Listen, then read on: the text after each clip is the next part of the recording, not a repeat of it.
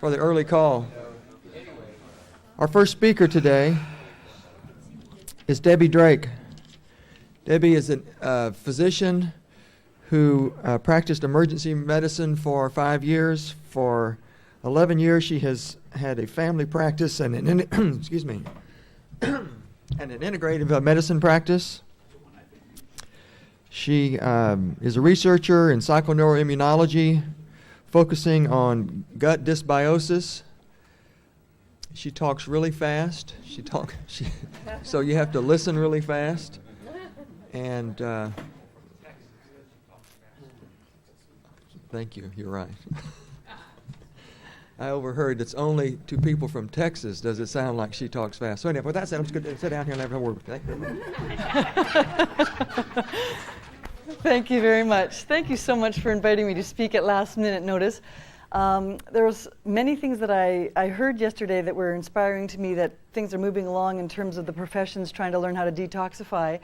And I've been a researcher in this, and I thought that there were several things that I did not hear yesterday that I wanted to share with you, because I think there's a few gaps missing in your knowledge that may make the whole thing a little more understandable as to why you're not getting perfect results all the time. So I'd like to, last night I stayed and wrote up a quick little summary on some of the things that we all were talking about yesterday, the commonality between amalgam fillings and the problems with immunizations, such as the MMR, which is the shape of tyrosine receptors and can impair the immune system. Acquired celiac disease hasn't been mentioned, and it has a profound impact on the dental industry and the medical industry and has been highly under-recognized.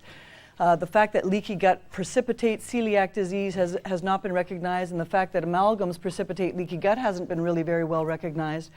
And the fact that all of these things are stressing the endocrine system so much that you can't even heal has probably brought more and more patients to myself. I'm known as Hans Schwartz, the dentist here invited me to this conference. He knows that in the neighborhood I'm usually the doctor that takes care of all the disaster cases that nobody else knows what to do with, because I have a wide background in many illnesses. And one of the things that we need to teach you about is that the tongue is and the mouth and the dental work are a huge indicator of how well you are, how healthy you are. You can take a lot of anatomy from the tongue. The rim of the tongue represents the spleen, so if it's starting to be sick, you can see swelling around the rim of the tongue. If you have a split up the middle of the tongue, it's every time is an indication of leaky gut. So if somebody's got enough metal in their mouth to cause a split up the center of their tongue, you know that you've got a serious problem that needs some ongoing therapy. In addition, you can see this person's somewhat wide side to side, the tongue, and a little tiny filling stuck in the corner there is reminding me that metals can impair the immunity, can make thrush. This yellow color of fur growing on the tongue is an indication of gut dysbiosis. You can see that there's a little bit of swelling thickness from top to bottom in the tongue, indicating B vitamin deficiency and malabsorption. You can see that the tongue hangs downward when it sticks out. It should be erect, but it is hanging down as if adrenals are exhausted. So when you're looking in the people's mouths, if you see and this is the mildest tongue, I have 500 other tongue slides, but I didn't want to wake you up with them because they're all much grosser than this. So what I wanted to just explain to you is that the biological terrain model of medicine has really been ignored until now, and we're realizing that all us doctors have been killing the worms and killing the molds and killing the pylori with antibiotics, but in fact we're actually producing maybe even more resistant bugs, when in fact we want to be down here where the electrical pH of the body, where oxygen lets go, and where the water content is rich. Down here we grow beautiful ocean water where we grow algae. And if you have algae and acidophilus and good probiotics living in your gut, you cannot get sick, because if you look at a scale of 0 to 22 to 48 atmospheres of hydrogen, no bugs can grow at this level or below. So if you keep yourself electrically hydrated, minerally salted, and full of a lot of mineral salts to conduct that water and become electrified, you're like a backyard bug zapper that doesn't matter which kind of bug grows through you. If it's a butterfly or a moth, it's still going to be zapped by the backyard bug zapper. So if you're electrified, you can't grow bugs and you can't have a bad terrain. And what I'm about to show you is once you drift over this line and over that line and then back down this line, we tend to rotate through this towards death in our lifespan.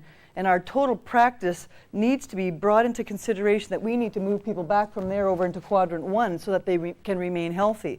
And this is a study that I did of 500 patients over 5 years. I counted all the fillings in their mouth. I took psychiatric surveys, dental surveys, nutrition surveys, yeast surveys. I did 84 tests, usual blood tests, and my girlfriend invented psychoneuroimmunology tests. And we found out that once you start creeping up into this mess up here, you invoke the autoimmune cascade, which invokes the celiac cascade, which attacks your nerve endings, and it makes you unable to heal. So I'd like to show you the details of how this gets going. And one of the things that we need to know is that infections and metals all make you rise up that scale. So the farther we go up the scale in that grid, the more we turn on our immune system, which activates TNF-alpha. And if I can just take 1 second and show an overhead for a moment. It's a really complicated slide I'm going to show you of TNF-alpha. This one here, yeah. This slide, don't get too overwhelmed by it, but I just want to show you how complicated the autoimmune system is. And in a moment, you'll kind of understand the rest of the talk if you get this one idea right. If you have yeast, which sticks to platelets and drags all the magnesium out of you, you start getting constipated. And as the yeast sticks to the white blood cells in the blood circulation go down and stimulate the colony stimulating factor of the immune system like a bugle boy and say, come on, you company barracks, come on, we got an invasion up here. So it's the colony stimulating factor starts producing granulocytes, which come back over here. The granulocytes over here will start coming back and producing this very, very, very heavy, nasty molecule called TNF-alpha, tumor necrosis factor alpha. And this bugle boy wakes up the whole company barracks around and around and around until these polymorphonucleocytes get enough to kill the bug and get rid of it. But the problem in immunology is that most people don't realize that if you have no sulfur right here, NAC, to shut up the bugle boy and mute him, you cannot shut this whole cascade off. So you have this colony stimulating factor continuing to produce beta-oncogenes, which produce lymphoma cancer, tissue macrophages, superoxides, and make you very acidic. And as we learned yesterday, once you're very acidic, you start losing your ability to compensate for hydration, you start demineralizing, and then we start moving up that cascade. Now, very interesting feature that I found in my study is that this TNF-alpha, which just got nominated for a Nobel Peace Prize for its discovery, was found to be on chromosome 6 right beside the gene for celiac disease and the gene for autoimmune disease. So it seems, though, that every gene that's beside each other on a chromosome is always reasonably there for some biological purpose. And the purpose of TNF-alpha, if you have TNF-alpha going crazy, it turns on the celiac gene, the next door neighbor, and celiac gene produces toxic shock, peripheral perfusion, cancer, tissue host rejection, autoimmune diseases, and insulin resistance.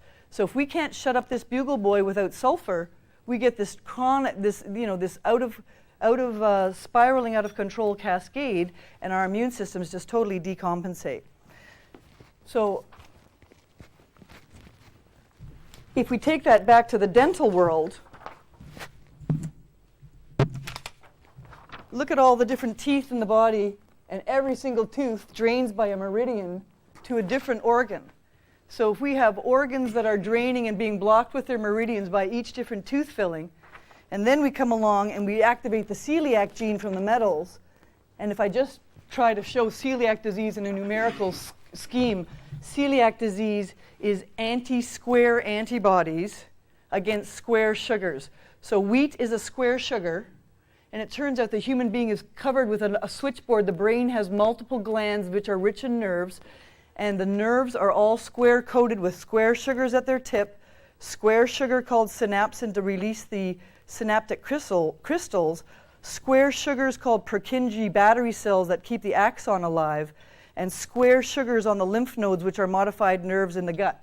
So all these squares throughout our nervous system are probably protected by anti-wheat antibodies during infection, kind of like the anti-wheat antibodies or anti-gliadin antibodies waiting at the doorstep in case there's an infection near that location. The problem is that once you put dental fillings in the mouth and you start growing those bugs, many bugs are square-shaped also. And the lining of the gut is covered with square patio stones. So it's a geometric problem. The anti-square antibodies attack the square nerves, the square gut lining, the square lymph nodes, the square patio stones, puncturing them and causing leaky gut, and they contact the square Purkinje battery cells, making your nerve endings exhausted. This is what we call MS, ALS, all kinds of Guillain-Barré, ascending paralysis. It's all the same physiology depending on which bug you get. So if you can just keep in mind this square phenomenon, it really helps you understand why we're having such an autoimmune disaster when we start getting metals in the mouth. Now, I'm just going to go back to the computer and show you. So does that make a bit of sense? Does it sort of give you the drift that, boy, it's not just any bug, it's the fact that we're having an anti-gliadin antibody induced by metals and infections, and therefore every single protocol that you do, I promise you, you won't get success unless you put them on a gluten-free diet. So, and this is important to recognize that the enterochromaffin cells, which are nerve cells in the gut that are modified into lymph nodes, they're very rich in those square cells. And because they're so sensitive to anti-gliadin or anti-wheat-like antibodies, it turns out that the neurotransmitters in the gut lymph nodes can be terribly depleted if you have gut dysbiosis. It was only discovered last year, I believe, I keep pointing at the wrong location, that infections which tell the white blood cell to attack are actually bringing on the gut lining disorganization, and the puncture of these little square holes in the bowel are allowing many infections to become so chronic that your body cannot compensate for it, and we put ourselves into adrenal overdrive with a war that just will not stop.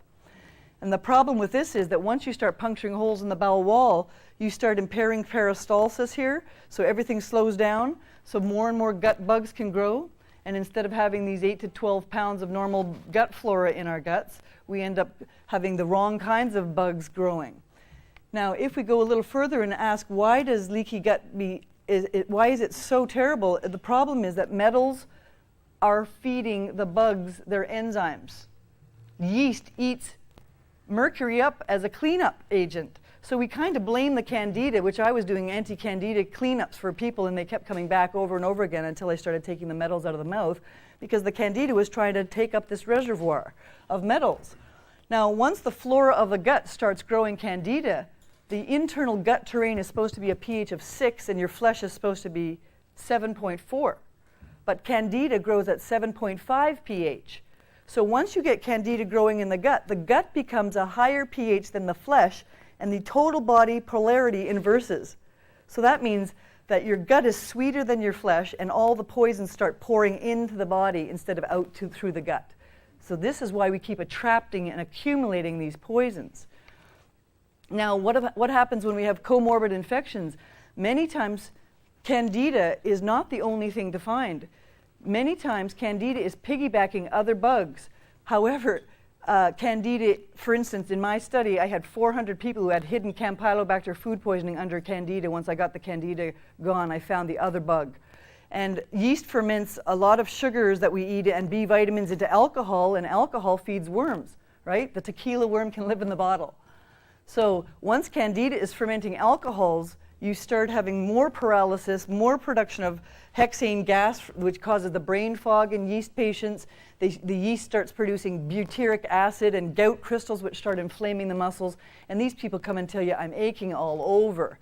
And when you try to detox those people of metals without taking care of the gut, you're putting this huge overload of metals into the gut, and you just are going to overload them.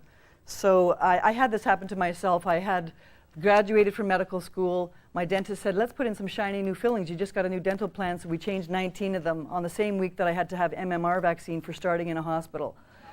My God, the next night shifts for 3 years were killer. I could hardly think.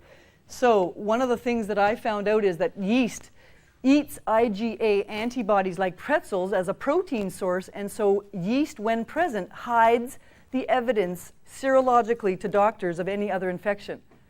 In fact, you can hardly even find yeast in the bloodstream. And you could probably be sued if you thought yeast existed. Well, this is ridiculous. Yeast hides in the bloodstream and in the gut, and it is easily detected if you look for it. Now, the problem is if we have all these undetected infections causing this TNF-alpha and celiac gene to go on to unregulated, then how are we going to ever get over this leaky gut? So one of the things that I've been trying to do for several years is clean people out. And what I found is it's a pretty arduous and slow process until I found a few solutions, which I'm going to share with you today. So one of the problems that I think you may not be aware of is that if this process is left unattended, lymphoma, due to that unregulated situation, will come up. And lymphoma is now, at least in my neighborhood, the #1 rising cancer in every age group except for under 1. And guess where all the lymph nodes are? In the gut. So we have to start taking care of the metals and the gut terrain shifts if we're going to prevent cancer on a massive scale in all age groups. Now, one of the things that heavy metals do is they shut off the sulfur sources that we've talked about, and sulfur is the thing that mutes the TNF-alpha trumpet. So this is again why metals are precipitating a repetitive circular problem with the autoimmune cascade. We don't have enough sulfur in our body. And maybe this is also contributing to some of the kids who have autism who are not only having genetic deficiencies of sulfur, but their guts are full of bugs. Every autistic kid I've studied is just full of worms. So, you know, we have to realize that these kids are never going to get over their autism if we just treat them psychologically with behavioral analysis. The other thing that TNF-alpha does besides celiac disease is cause cardiogenic shock. So if you really are very unscrupulous and try and detox somebody from their metals without giving them sulfur loading and treating their gut, you could precipitate a fairly serious cardiac event. You can have sticky blood from the yeast, which accumulates platelets and causes flying thrombosis, strokes, TIAs, etc. As I mentioned, you can develop tumors and rejection. The main other thing that happens is that insulin resistance develops, and the insulin, which is regulated by magnesium, stolen by the yeast, gets out of hand. So we start craving sugars to feed the yeast, to make the alcohols, to feed those hungry worms at night, causing insomnia and all kinds of other problems. Now, when sulfur shuts off the cascade, everything calms down and your body heals. But if you don't have enough sulfur, the problem just accentuates. And when I want to show you this wicked cascade where, if you didn't know this, celiac disease is the cause of dental caries. It erodes the enamel of the teeth. So the kids who are fed crummy, wheat-free, sugar-rich diets when they're young, and the typical American diet fast food city with wheat everywhere and MSG in every drink on the market, these kinds of kids start getting early cavities. We fill them early with mercury fillings or fillings of some kind, which not only impairs their nervous system but also the meridians of the teeth, especially the molars, which drain to the thyroid, which slow the gut, which make the bowel overgrow. I mean, it's all connected. And without sulfur, the metal toxicity causes a vicious cycle of caries, and then we get fillings, and then we stop our sulfur, then we get the gut overgrowing, and the gut overgrowing turns on the autoimmune celiac markers, which gives even more caries, and here we go, round and round and round. Do you see it? So it's important that we stop giving these square sugars to our life, and I recommend that we, knock McDonald's out of the market by having a, turkey on a rice bun drive-through. Okay? And if you didn't know this, chicken is fed wheat pellets, so the protein in chicken muscle looks exactly like wheat. So a wheat-free diet includes no chicken. Woo, that's pretty heavy. Now, one of the other things is that because I showed you that picture of all the nerve heads, all these different diseases of anti-gliadin antibodies can cause multiple different diseases depending on what part of the nerve they hit. For instance, if they attack the myelin sheath, they get MS. If they attack the Purkinje cells, we get Purkinje wiring in the heart, arrhythmias. So, and when you're detoxing people off of metals, you'll find a lot of arrhythmias can occur because the Purkinje antibodies are being hit. Most food poisoning bugs, as I mentioned, are covered with square sugars, fucose sugars they're called, and this includes Campylobacter, Shigella, Salmonella, all the stuff that's very common to food poisoning bugs. And if you take this into consideration, you must assume that every single person with metal in their mouth has an automatic acquired celiac disease, and they probably have some predisposition to catching food poisoning more easily because they don't defend themselves. Now, when celiac antibodies attack these nerve endings, the body's humoral defenses normally would come to their defense, but now we've got crippled lymph node and nerve conduction in the gut. since the gut lymph nodes contain 95% of the body's serotonin stores, we also are going to get psychiatric complications from all this. And this is why many of the people are just crashing, losing their motivation and focus. They feel brain fog coming down because of the exhausted lymph nodes in the gut and neurological communication systems. And not only that, every nerve ending is very rich in where? The glands of the endocrine system. So when I did my study, when I found people with Campylobacter food poisoning, they had anti-wheat antibodies that cross-reacted with anti-adrenal antibodies, anti-thyroid antibodies, anti-ovary antibodies, anti-heart wire antibodies, anti-cerebellar antibodies. So these people had ataxia from the cerebellum, palpitations from the wiring of the heart, low thyroid, couldn't get out of it, hypoadrenalism, and exhausted ovaries. Now, how are you feeling after that? Pretty lousy. Been there, done that, bought that t-shirt. And as I was just discovered really about a year ago that 95% of serotonin receptors called 5-HTP and 5-HTP3 and 4 are in the gut lining. Only 5% of serotonin stores are in the brain. So when we're getting depressed, it's probably that we have a depressed gut, and eventually the reservoir in the head just sinks through and you're just wiped out from down below. And an interesting finding I found is that diflucan, the antifungal drug, has serotonin properties similar to Prozac in shape. They're almost identical shape and molecule. So guess what? I've treated all my psychiatric patients with diflucan, and they don't come back. They don't need Prozac for 3 or 4 years. They need 30 days of diflucan if they're a disaster case, and then they get the gut yeast down, which stops feeding the other bugs, which shuts off the autoimmune cascade and restores the serotonin to the gut, so the gut starts fighting back these bugs. So don't be afraid to use aggressive antifungal serotonergic like diflucan if you've got a terrible case, just to settle the field. Now, once we have these exhausted lymph nodes, the 5-HTP or serotonin in the gut is responsible for peristalsis. So if you have no 5-HTP or serotonin in the gut, you can't have peristalsis. So again, another reason why the gut starts overloading. You can't get evacuating these toxic metals, etc. And again, I always say, if you want to clean the brain, start at the bum.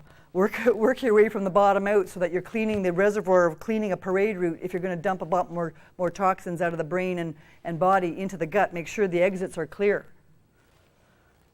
Tyrosine depletion is another element where tyrosine is the opposite of serotonin in the gut.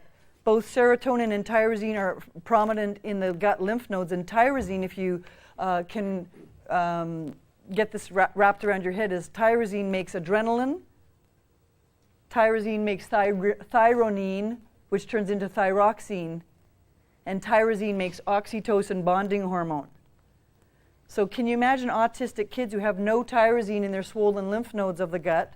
A man, Dr. Wakefield in London, England, colonoscoped autistic children, and instead of seeing the little hairs of the bowel with one little lymph node as a doorman at the bottom of every hair, these children had hundreds of thousands of cobblestone streets. He called it lymphoid polynodular hyperplasia. Hundreds of lymph nodes all swollen so that the gut lining is about 3 inches thick, bloated and swollen. They can't absorb any vitamins. They can't absorb their food through that. But worse than that, the tyrosine deficiency in these autistic kids from swollen glands causes low adrenals, so they're hyper off the ceiling, exhausted, can't fight infections. Low tyrosine makes low thyroid hormones, so they're almost like myxedema, cretinism. You almost wonder if they can't think straight. It causes poor peristalsis, poor body development. And it causes low bonding hormone called oxytocin, which in the adult world is what causes labor, induction, and orgasm. So these kids are, and when they grow up in adults, they've got no life. They're exhausted, tired, and anorgasmic. Wouldn't want to be there. So let's just talk about the fact that when you complicate this by yeast overgrowth, and yeast uses tubules of magnesium, magnesium regulates insulin, so they get sugary hungry. Magnesium regulates the bowel peristalsis. Magnesium is an antidepressant, and magnesium prevents cardiac arrhythmias. So the biggest point I want to make to you today is that if you don't load your patients with magnesium during a detox, you're risking a cardiac arrhythmia, constipation, insulin diabetes, And I use a big whopping dose of magnesium, like 400 milligrams, 4 times a day at the beginning of my detox. And I don't use calcium magnesium at the beginning because calcium traps poisons in, magnesium flushes poisons out. So I skip the calcium initially and I use magnesium flushing at the outset first, at least to get them up to par. Now, since Candida grows at 6, this is what I mentioned earlier, because Candida inverts the polarity of the bowel, a lot of poisons start flowing into the body, and it's not just metal poisons then that you have to take care of, because once the leaky gut has punctured holes through that bowel lining, they're going to leak. Even if they had a piece of potato that had a little dirt on it that had, ground minerals or other metals in it, the children's leaky guts or adults' leaky guts will absorb these other metals. So sometimes, even though I know that they started out with mercury toxicity and amalgam toxicity, I'm seeing all kinds of other heavy metals in these kids after the leaky gut is perforating and dragging in a lot of other stuff. So here we go. Here's the cascade. The metal produces the sulfur depletion, so you can't shut off the gut dysbiosis. The gut dysbiosis tips on that celiac gene through the TNF-alpha. The exhausted lymph nodes get swollen and start causing hyperplasia in the gut, so you can't absorb and you get malnutrition from that. Then the gut lymph nodes drop the serotonin levels, which further impair the peristalsis, causing depression, etc. And then the tyrosine levels drop, and we've got a hypoadrenal, hypothyroid, and hypopineal person. Wow. Took me a while to figure this out, but I can show you that it's a very reproducible cycle. And lymphoma, as I mentioned, is very related to this whole problem. And my research partner's son had lymphoma cancer, and he had Candida tropicalis in his bloodstream. And many of the children in the hospital with leukemia have Candida albicans. I do not think Candida is a benign disease that drug companies should ignore and insurance companies should say doesn't exist and that you could be stripped of your medical license for. Do you agree? Now, what I would like to show you is that it took me 5 years of research to figure this out, and then I came across this new computerized biofeedback machine that helps me pinpoint the metals, the risk factors, and this is called the Quantum Zeroid Consciousness Interface. It's 8,200 frequencies scored over the bandwidth of you, telling you which bugs at the low end, which human organs at the middle end, and which X-rays and poisons and high-frequency radiation are at the top end. And it samples these 8,200 stations in your radio and with biofeedback evoked potential and says, what am I suffering? And when I started realizing how complicated this was, I realized that most of us really need a navigator.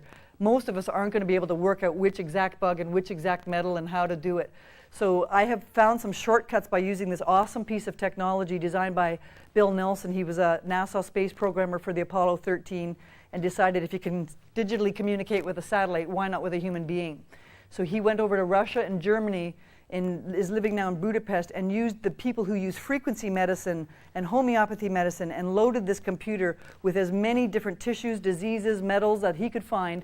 And then when you pass this computer through head straps over the patient, you can get an immediate analysis of where the risk factors are for them. And the score of 80 to 100 is normal. So somebody who comes up here and has lymphatic congestion and fungus and digestive problems, you're going to be able to spot it right away and start working at cleaning up some of these things. And the best part about this machine is it helps you decide which priority of bug to take out first. It also has several other things in it, such as a stratification of the risk factors so that you can see food poisoning is related to the immune system and the amoeba is related to the lymphatics, and it starts showing you these connections over and over again, and I'm seeing the pattern reproduced, and it's very reassuring for me to know that not only do I see this pattern, but now I know what to do about it. Whereas before, when you had a patient with multiple illnesses, I was using multiple different antibiotics and multiple different protocols and never all at the same time. So the speed of healing was delayed by 2 or 3 months to 2 or 3 years to get people out of this. Whereas with the biofeedback computer, which is a 52-channel mixer, you can send 52 answers to the person in 3 minutes. So you can get them back to square zero and then start working on the detox. Personally, I like to support them right up before I even begin taking metals out or anything. I really have to support their systems and their detoxification of liver and kidney before I start dragging even more metals onto the field. And the computer has an awesome little grid that scores what bug and what tooth and whatever in numerical sequence. So you start at the top of the list and say, well, this is bugging him 300 times more than normal. So I'm going to start here. And these are the herbs that seem to be most desired by his body. It also has a homotoxicology window, which can stratify all your metals, isodes, nosodes, miasms. These are the things that tell us what kind of leaky gut they have, which poisonings, which chlorine toxicity, which family predispositions led them to this.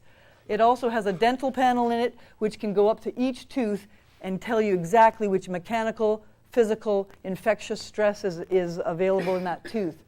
And it has a virtual doctor here for people who aren't doctors, and you click on this button, and if you click on any one of these things and ask the virtual doctor, it'll tell you how they got there and all the contributing factors and all the herbal remedies and the homeopathic remedies, and it'll help you decide what protocol is going to help this individual patient, because not every person is the same. It also has the Hans-Selye stress bar on it, which tells you how exhausted they are. So normally a person should be able to alarm and ring their bells, but if they're exhausted, they fall down here and they can't settle.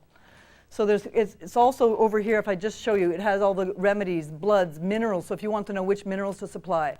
It has the diseases, solvents, bones, hormones, phenolics, chromosome correction, all kinds of things that can give you an indication of where they're at.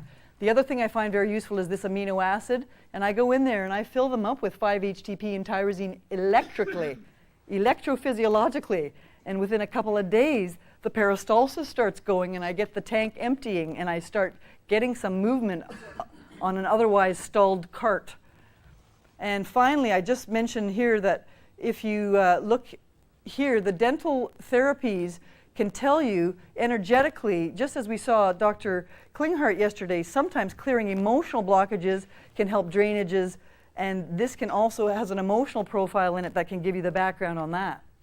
And again, this is a person who had a parasitic tapeworm, which causes the psychiatric elements, which then is also contributed by other diseases, and now he's getting mold problems, etc. The chemical sensitivities are coming up. So the computer stratifies for every individual which is the best remedy and how do they get in this difficult situation.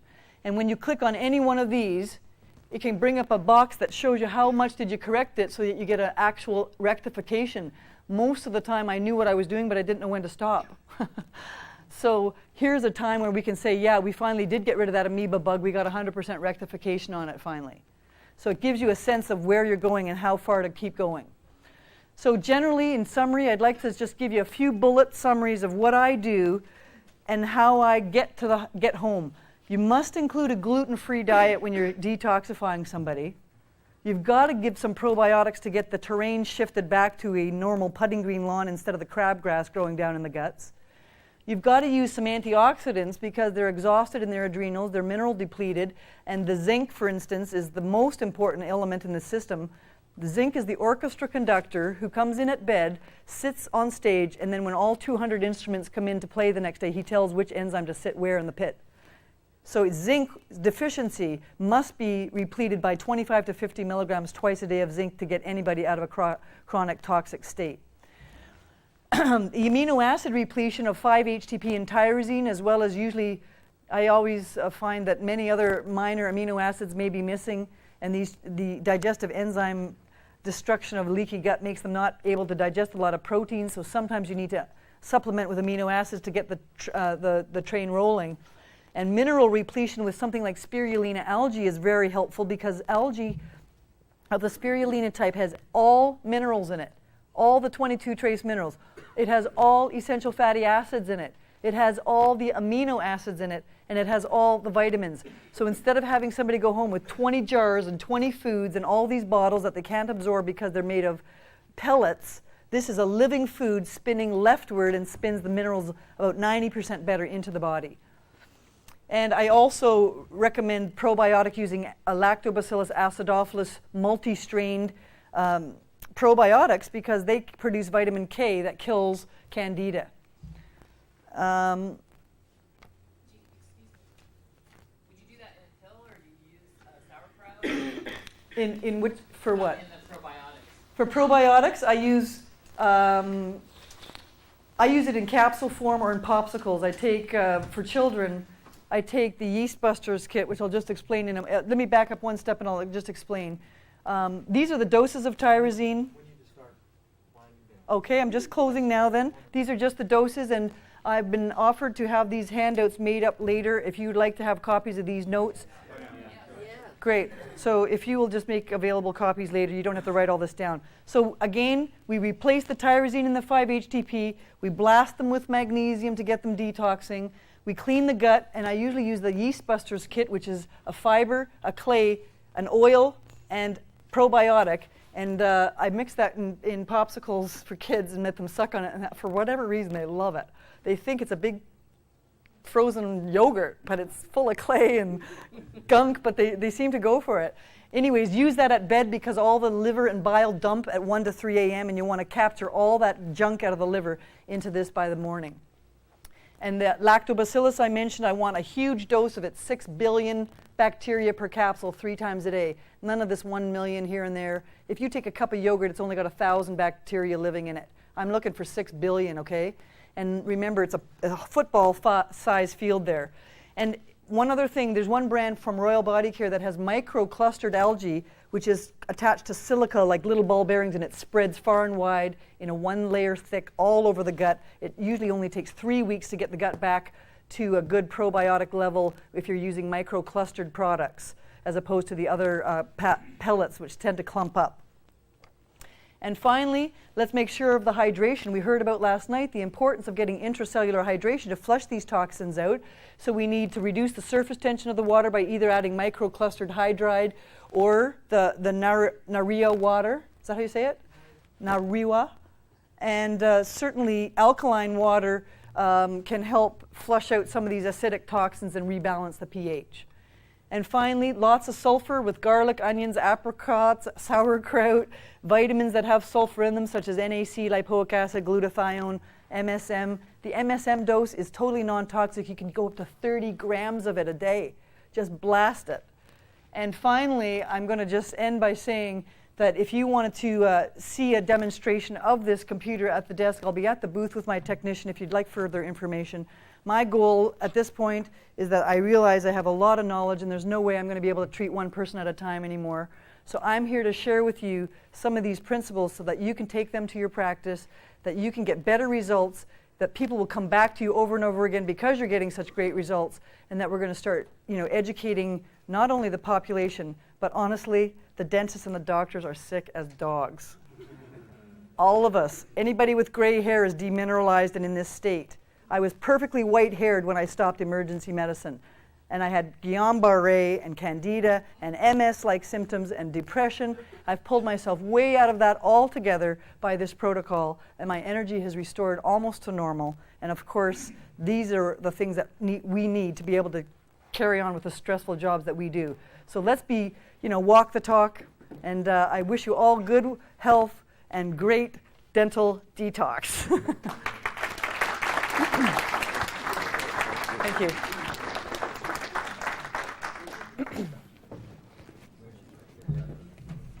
She used all her energy up. There's none left. That was excellent. Thank you. Andy Landerman is going to speak with us now for a few minutes. I think it might be. This stuff, one of the things I've learned about this meeting is that a mind once expanded can't go back to its old shape.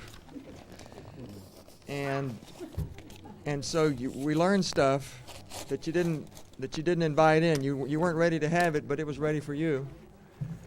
And it just keeps going. Andy. Oh, that's yours? Sorry. Okay.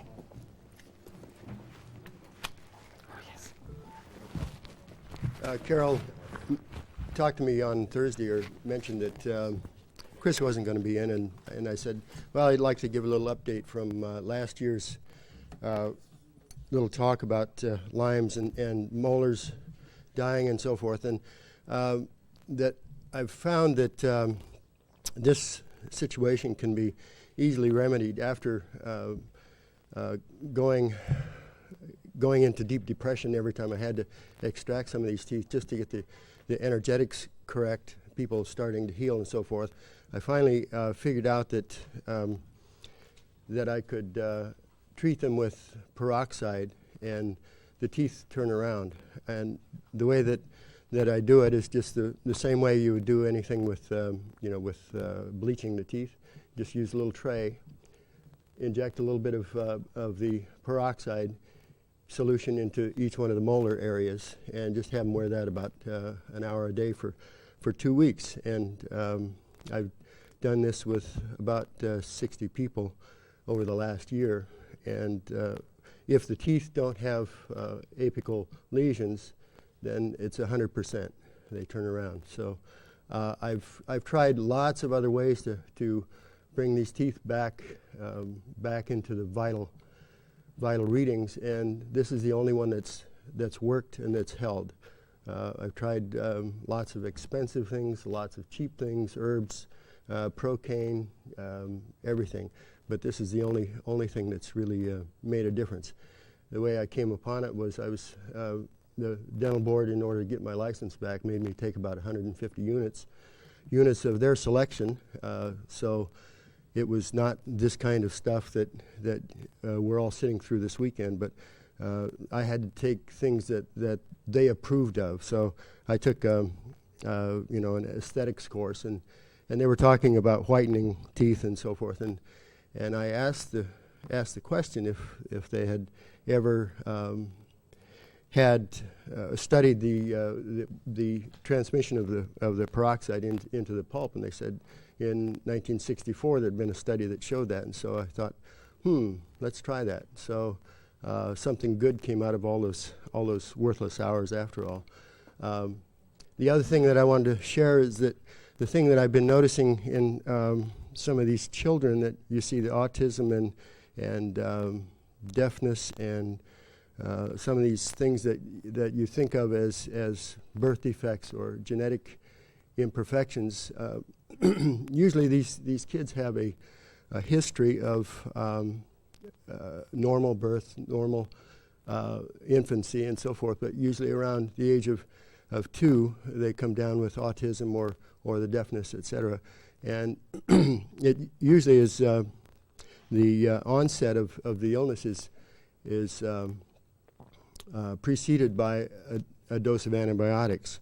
And so if you look at them, they're clean up to 2, but they do have Lyme's, and it's in the lymph system. Once the antibiotics is given in high dose over a long period of time, or multiple doses, in other words, multiple infections, then that shoves the Lyme into the nervous system or into whatever is being affected. So if you're quick enough and can address that situation early enough, then some of these things can be turned around. Anyway, thank you.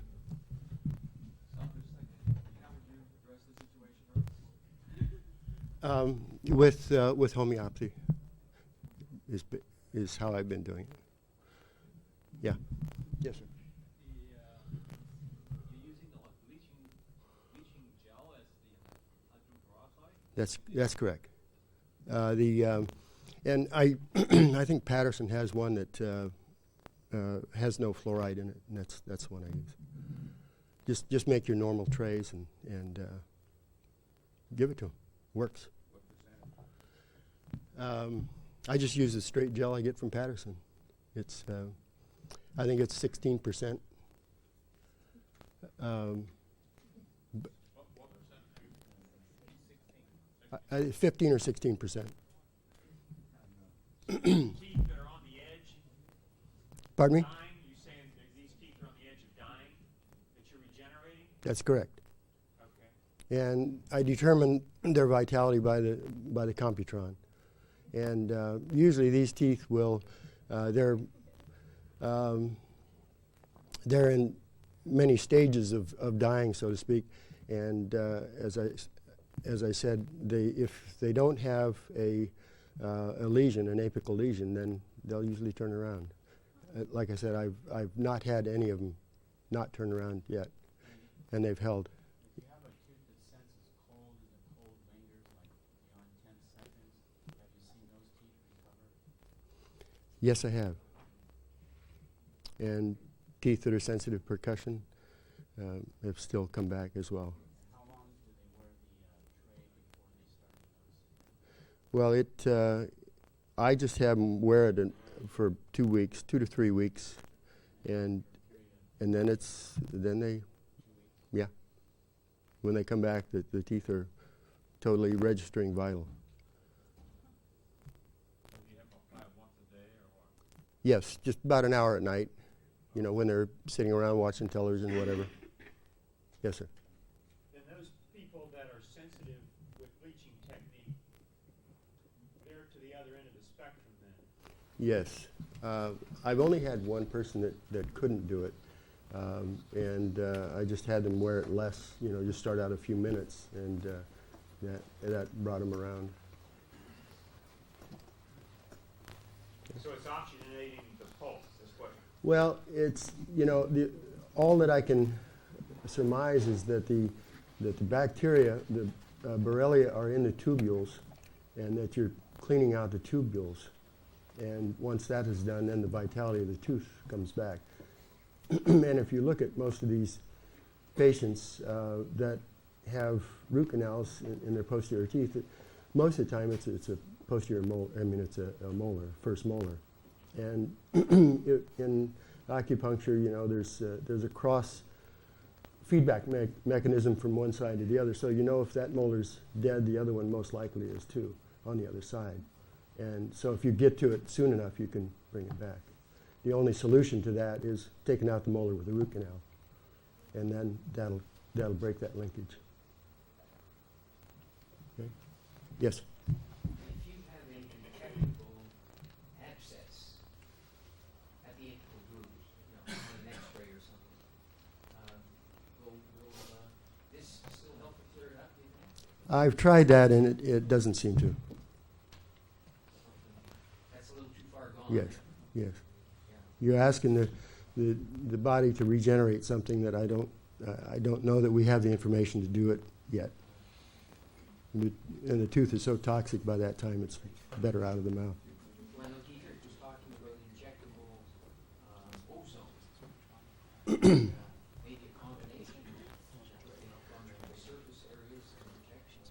Well, I think that, with using ozone for something like that, the reason you see a healing, you're not seeing a revitalization of the tooth, but you're seeing the actual infective material the body is beginning to take care of that.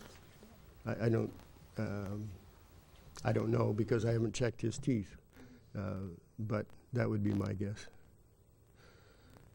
The other thing, just in kind of an aside, on Wednesday I extracted a couple of centrals on my niece, who's here from India being treated for lymphoma. And interesting thing was that I'm trying to get her to see a fellow in Sebastopol that treats a lot of cancer. He's not an oncologist. He's an MD, but very, very good. And she's insisted all along on going to Stanford because that's what she came for. But as soon as I extracted the centrals, of course, those are connected to the kidney, and the kidney is the seat of fear and so forth, and a lot of other things. But when she went home that night, she's staying with us. Immediately, the size of the lymphoma decreased, and it began to soften up. And she went in to see this fellow, Isaac Elias, yesterday, and he already is picking up that the lymphoma, the information system that's keeping the lymphoma going, is breaking up. So, the thing that I always see when I'm working with cancer is that as long as the tooth is in there, that information system is still there. The tooth has the overwhelming power to keep that information system alive in the body, and if you're looking at it energetically, as soon as that tooth is removed, then the whole energetics of cancer turns around. And obviously not all curable by that alone, but that's really the key. Of course, the old Germans always knew that, and as we've heard many times, if you went in to see one of them, they'd have you take out all your teeth. But I just wanted to throw that out there. The previous speaker was talking about lymphomas and so forth, and I thought I'd just throw that in. Thanks.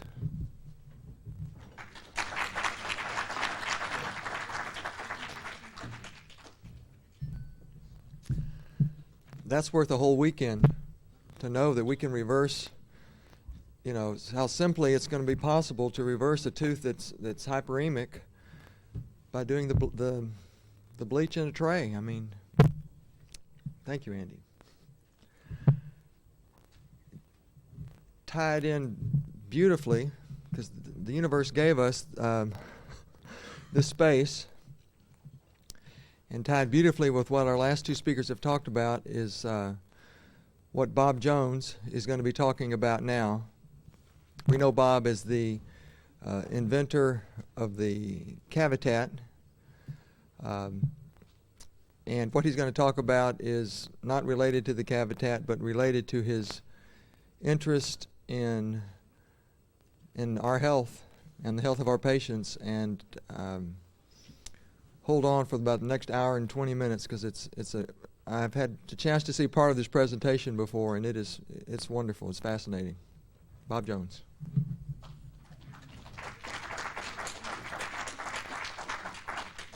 Thank you, Bill.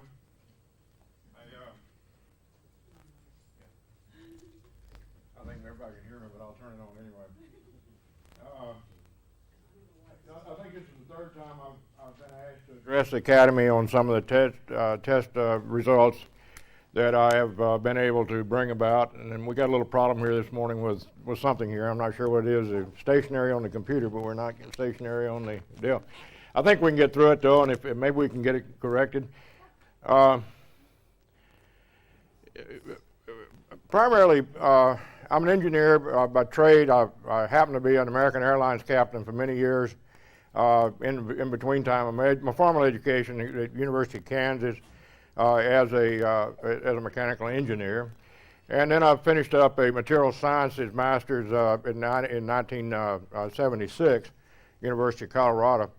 And since that time, I got really sick. I'll give you a little background. Some of you are new to me as far as seeing you for the first time, and to give you a little background.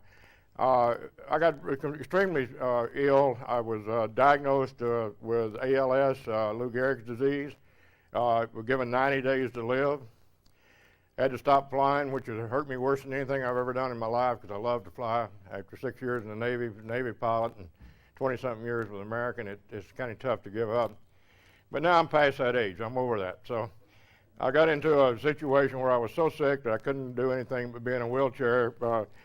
Bill, you saw me right after that. I'd just gotten where I could function again. A lot of you guys have followed my career for a fairly long time now, and I addressed the Academy here, I think the first time in '96, I think it was.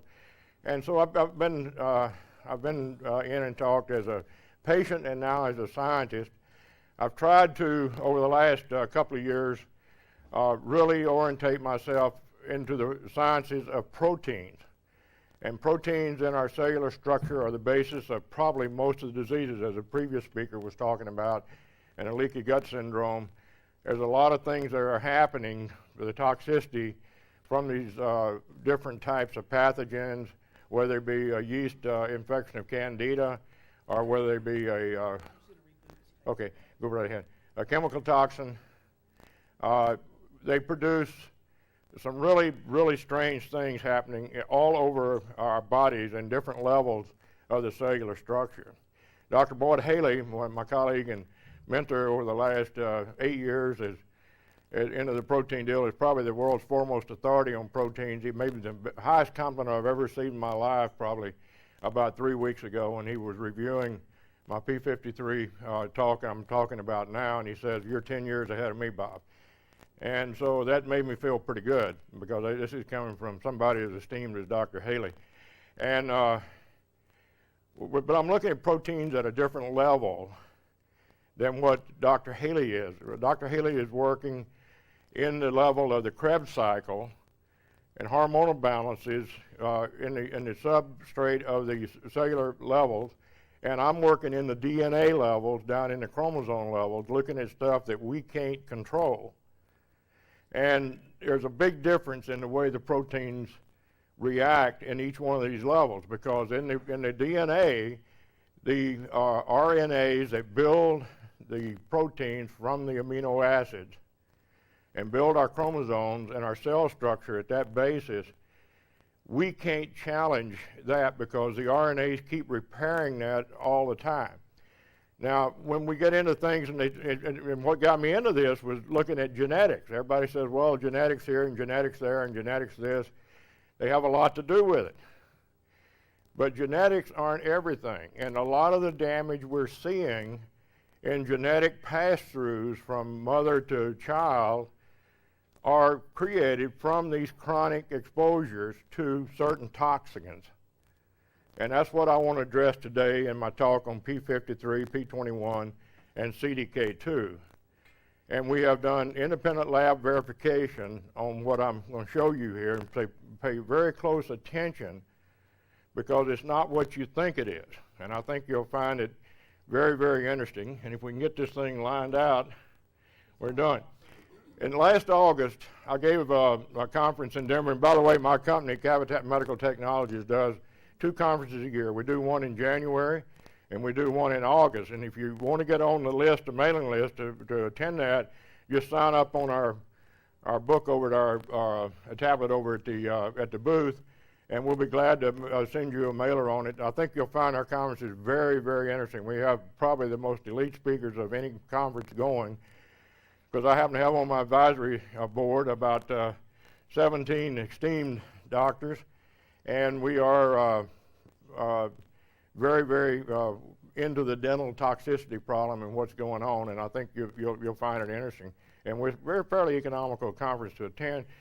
Bill Glaus spoke this last time, he and Dr. Don Ewan, and we have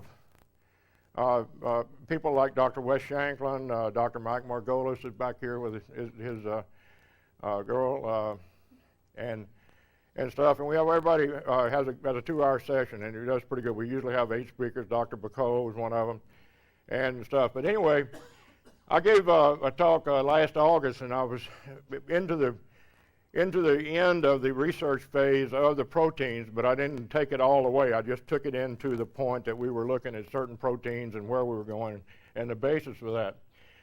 And what we're looking at was the changes in the DNA structure, or what is perceived to be changes in the DNA.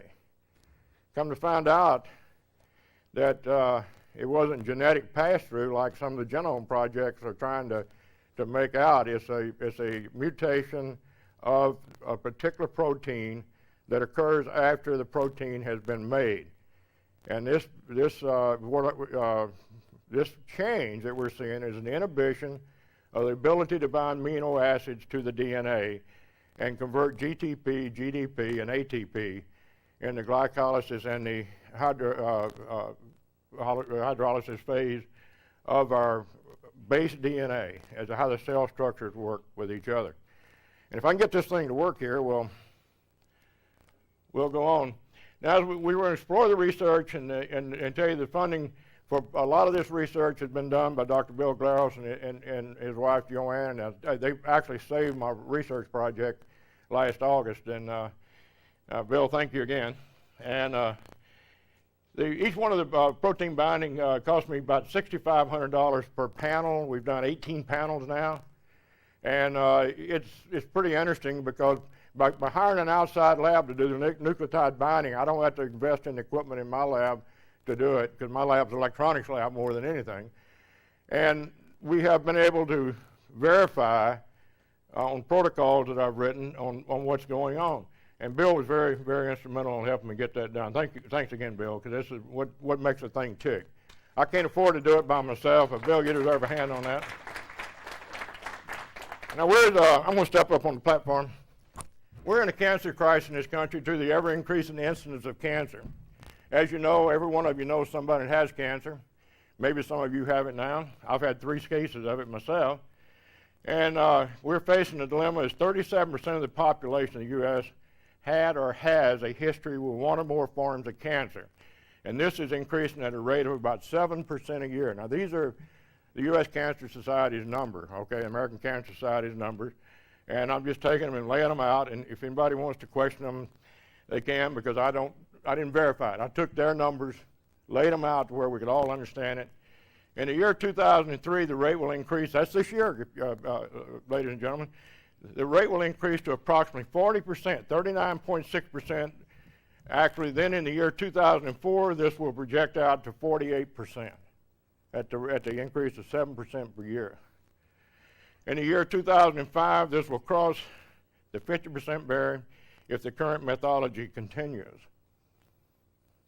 Okay, now think about what I'm saying here. Think about what I just said. Year 2005, the person sitting next to you or you will have cancer.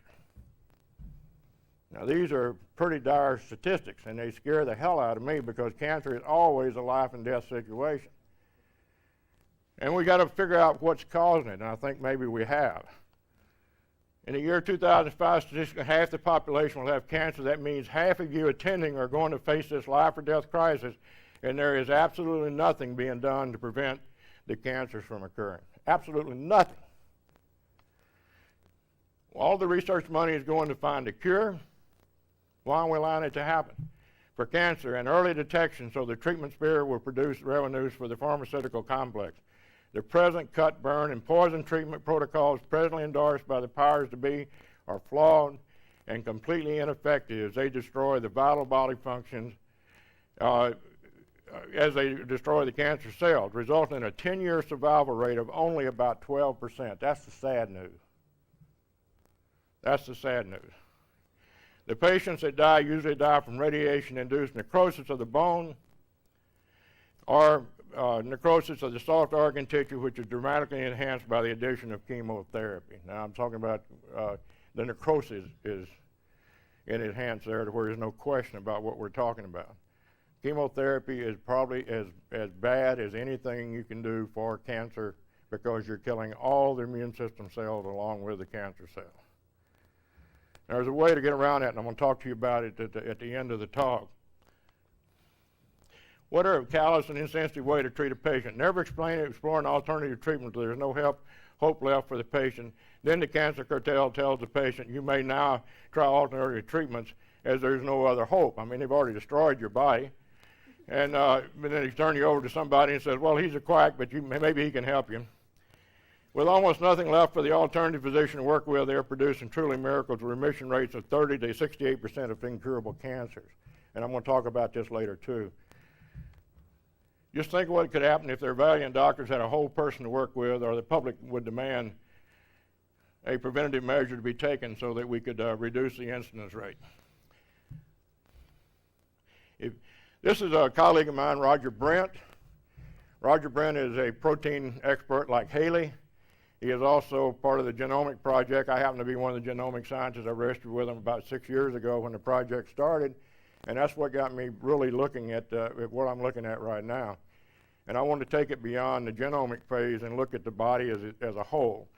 And Roger Brent says if you want to find out how genes affect other genes, you have to find out how proteins affect other proteins, and I'm going to add to that. If you want to find out how disease starts in the body, any disease, figure out how the proteins react with the proteins, and you'll find the answer. Proteins are the whole basis of disease, whether it be bacteriological pathogen proteins in the form of toxicants, or whether it be the body cell proteins that are in the body and manufactured by the RNA for cellular use. This is the Cancer Genome Anatomy Project, and we're looking at this whole system here. The G1S phase is the oncogene family of proteins and how they make up the cell structure and how they work with each other. There are some genes proteins that cause the cancer to start, or there are some proteins that inhibit it from starting. And I wanted to look at the three proteins that are the heart of the oncogene system in our body. This is proven. This is all genetic. It's published on the National Genome website. In fact, that's where I got this photo. And we wanted to look at P53, P21, and I had some more I was looking at, but they got too expensive to look at, and CDK2, because these three are the heart of the system. These three proteins make up the oncogene in our system. And they control the total mechanism of the birth of the cancer and also the growth of the cancer and the replication of each cell. And when we look at those and we look at the binding, how they have to bind with the other proteins and the binding ability of these proteins, you start looking at a puzzle starting to come together to what is really going on in our body. And the more I got into it, I thought P53 has been designated now by all the genome scientists as the cancer suppressant gene. In other words, it's the one that stops tumor start and stops tumor growth. If you can take P53 in pure form and a human protein, inject it into tumor cells, the tumors die. We already know that. It's being done in Mexico right now at a couple of offshore clinics. And it's working tremendously well. And we can't do it in this country because we got cloning laws now, and you have to clone these proteins. So we can't do it, but they are doing it in Mexico, and it is working. And then we got into P21, and I'm going to talk P21 as the last protein because it has gotten to be the most fascinating protein in the body because it's the smallest protein and it serves more functions than anything you could ever believe. And when I get into P21, we're going to spend the last half of my talk on P21 because there's some things there that is going to absolutely blow your socks off, if you'll pardon the expression. And we'll get into it. And then CDK2 actually controls the cell size. In other words, it has the switches that bind to ATP, and they control the size of the cell as it grows. And when it's inhibited, that doesn't happen.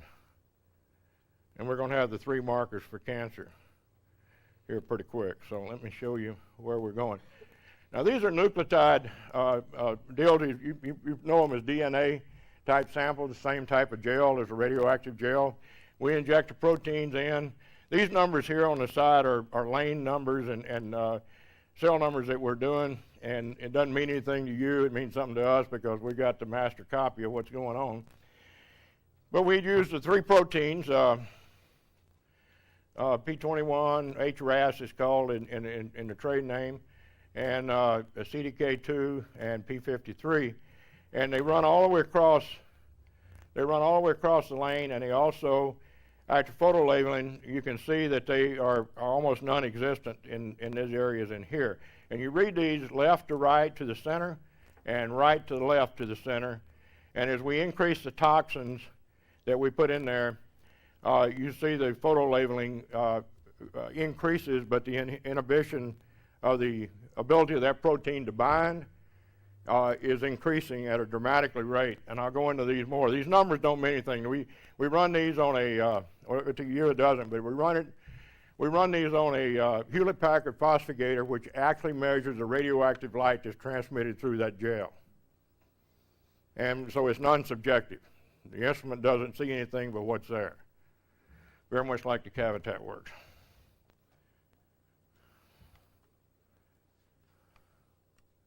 Pardon me there.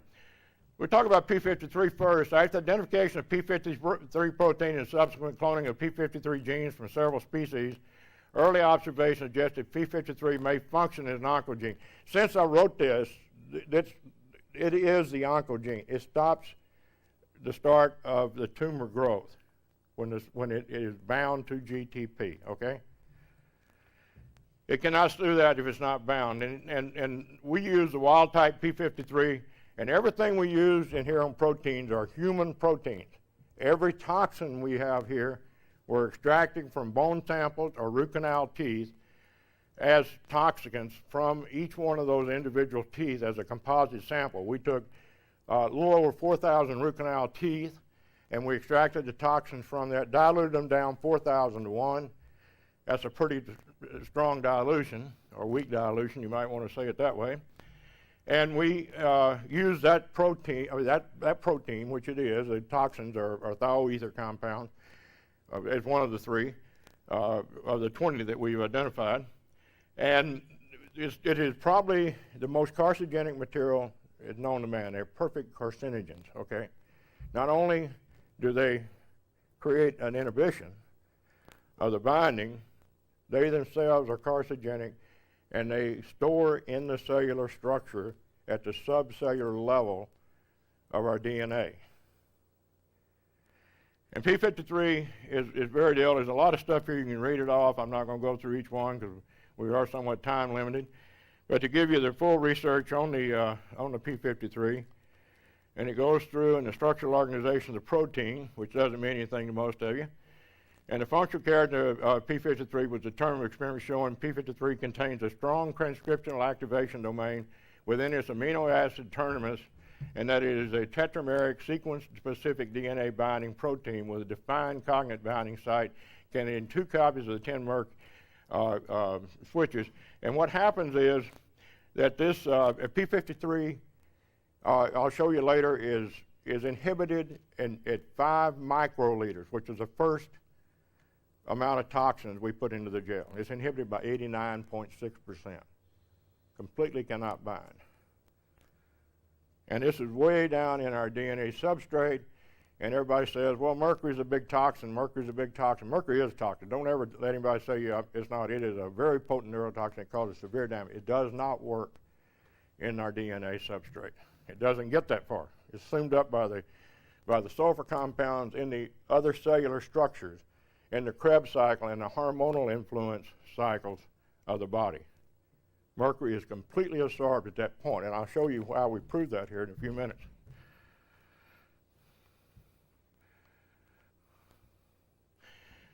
And P53 plays multiple roles in cells, expression of high levels of wild type, but not mutant, P53. Now, mutant is something you receive from your parents, a muted genetic form, okay? P53 has 2 outcomes, cell cycle arrest or apoptosis, cell death.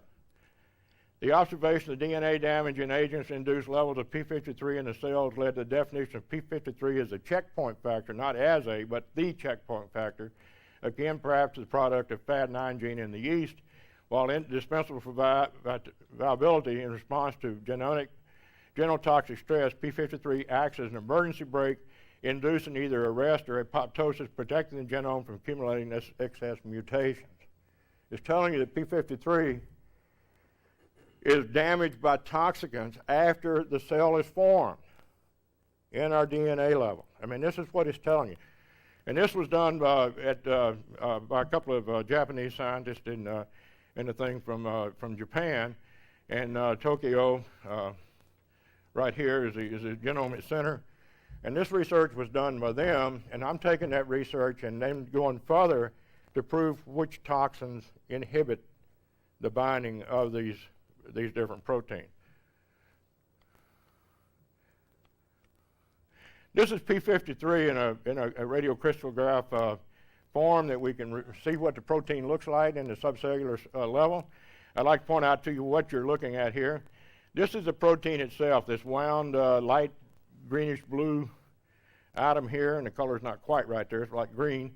This red right here is zinc. You heard the last person who spoke was talking about zinc as being the substrate of most of the cell structure, and it is in the proteins. Zinc is a heart right here. That's the zinc. Each one of these yellow deals here, and there's 6 of them. You can only see 1, 2, 3, 4, 5 of them, but there's a double one right here. These are the amino acids, and this being our DNA substrate, and the ability for these amino acids to bind to the DNA tells us and tells the body what that protein is doing, and its inability to bind tells us that that protein can't work in the cell structure to stop cellular growth, tumor growth. Okay, on P53. These 6 binding sites are completely inhibited by dental toxin, completely. and P53. I'd have to get those to you a little later. I've got them written down on which ones they are. There's only 6 of them that bind at that point, and I've got them on my deal. I don't have them on my talk, but I'll be glad to give those to you. And what happens is that the inability for these binding sites to work completely changes the characteristics of P53. Now these are copies of the photo labeling that we did, and these are printed out by the Hewlett-Packard phosphogator on what's going on, and these numbers over here are light numbers. And they square themselves basically in what we're doing. There's a formulation we have to go through to put out on percentages. But at 5 microliters on this one right here, this is a cavitation extract only, no root canal extract in this at all, cavitational extract from the bone. At 5 microliters of the addition of this toxicant, at this point right here where we induce the 5, we're at 89.6% inhibition. That protein is gone. It can't bind to anything, period. As we increase the toxicants on a cumulative form, it goes on down, and at about 30, it absolutely is bound up almost completely, and at 40, it is absolutely at 99.6% inhibition. The estimated toxins we receive from one root canal, not 5, but one root canal is 40 microliters per 24-hour period. Think about what we're talking about. And by the way, 4,000 root canal teeth, we haven't found any weren't toxic. They're all toxic, no matter what they're filled with. Bioenergetic, any calcium hydroxide, laser treatment, it didn't make any difference. They were just as toxic as the ones that were filled with gutta percha. No difference, absolutely no difference. Yes? Yes, 4,001 dilution, but it's getting it down to what you're receiving on a daily basis. We extracted the toxins into distilled water, 150 cc's of distilled water. Third washing of 150 cc's. Then we accumulate that toxin. We've got about a gallon of it now on each one of these. Yes? I'm sure you're aware that a lot of dentists do prophylactic root canals. Right. Have you done I'd like you to do a study on those teeth that At 18 months, we have done a study. Yeah, but 18 months, they're just as toxic as the ones that were infected or broken off. you did that experiment. Right, we've done that. That's published. Dr. Haley's published that, okay? Yeah, we can't find any difference in the toxicity of them. They're all toxic. Once you stop the flow of the cleaning solutions of the tooth, where the lateral tubules are being cleaned, and that flow stops, that tooth becomes toxic within 80 days, okay? And the toxicity increased. In fact, after 18 months, the Biocalyx-filled root canals that were laser treated before Biocalyx, and I'm not using that as a trade name to say that's the only one, because there are other, Dentsply Calc makes another one, calcium hydroxide treatment. At 18 months, they were more toxic in percentages than the regular gutta percha filled teeth. Okay, now that gives you a little idea of what I'm talking about. And I mean, and I'm, you know, it's up to each one of you individually as a doctor. I'm not going to tell you not to do root canals. But I'll never have another one, I can tell you that. Anyway, this is a root canal extract now. We're doing a root canal extract. And we've done and also we've got all 3 proteins. And I want to point out HRAS. HRAS is the Latin name for P21. Okay? HRAS and P21 are the same. I mean, we use it back and forth. And when I run a lab sample, Dr. Kurt Pendergrass picked up HRAS instead of putting P21 down, but that's fine because it's the same. There's no difference. That's the protein I furnished was P21 HRAS, so wild-type mutant, antimutant protein. P53 and the root canal extract, the ones in the circle, is P53 here in the root canal extract. And look at the inhibition at 5 microliter. This is 87.9% at this point, and it levels off a little bit on the next 5, but then look how it drops down and comes out here, and this ends up at 99% plus inhibition at what you receive on a daily dose. Now everybody says, well, there's millions of P53 and millions of HRAS, millions of CDK2 in the cellular structure of the body. You're right, it is, and these are in vitro tests on X grams of protein that we put into the gels. Yes? Did you We did not test non-vital teeth. We only looked at the root canals and the cavitations separately, and also we looked at the candida and the gliotoxins separately, and I've got those up there, and we'll go through that just very quickly here. But anyway, if you look at this, and we've got the other proteins on here, and while we got it here to cut the thing short, let's look at CDK2. Now, CDK2 is indicated by the little black dots on the thing. Comes down here, and you see the inhibition. We start at a different level, but the inhibition percentages are the same. These end up at about 90, at about 30 right here. They level out, and that's inhibited by 99+% at that point. Now, in relationship to where it started on the scale. Now, this is the area I want everybody to take a real close look at, because this gets into the mercury issue. We took mercury chloride, the form that you have that comes out of the root canal, off of the fillings, of mercury fillings, amalgam fillings. We injected this in a different concentration. We're in micromolars at that time, with 10,000 times less of the toxin than we had in the root canals. And we injected into the gel of where it had already been inhibited by the root canal toxins and the cavitational toxins, and we started increasing the photolabeling. So that surprised. I said, well, we're looking at mercury. We know it's a known neurotoxin. We know it's a known cytotoxin. Why is it increasing the ability for the protein to bind? And it did. It increased the ability of the protein to bind, because what was happening was that the sulfurs that our previous talker talked about in the body are being bound up by the mercury, or they're binding the mercury, and it increased the photolabeling ability by binding up those sulfurs after they had the toxins already in them. And so this is what we found, and this is very important, because that is the same mechanism that the body uses to protect you from the aspects of the toxins of the mercury at the subcellular level where we're looking at these things. Mercury does not affect the nucleotide binding proteins in the DNA. It affects them on another level. Now, this is proven. We went through this test everywhere through here. And don't anybody misquote me. Mercury is a potent neurotoxin, but it does not damage the DNA. Okay? It does not do it. Okay?